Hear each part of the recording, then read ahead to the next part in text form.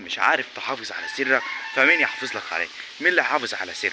ومين اصلا اللي يحمي سرك اللي انت قلته دي؟ انت نفسك مش عارف تحمل سرك، ومش عارف تحمله دايما عندك يعني. انا اقول لك النهارده على ثلاث او اربع خطوات هتخليك تحمي سرك لو انت فين كده، عشان ما تفسخش سرك لحد.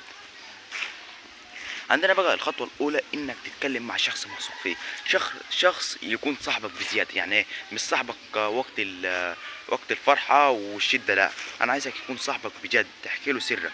ولو أنت مش عايز تحكي له سرك ما تحكيلهوش، بس خليك واثق فيه حتى لمرة واحدة. تاني حاجة انك تتكلم مع نفسك شوية، تتكلم مع نفسك وتراجع نفسك، هو السر ده بيتكلم عن ايه؟ السر ده بيضرني ولا ما يضرنيش؟ لو هو كذب يعني فانت لازم تصدق بيه، بس لو هو كذب وخطر على اللي قدامك فانصحك ان انت ما تخاطرش بيه. عندنا بقى تالت خطوة، انك تحافظ على سرك بأي طريقة.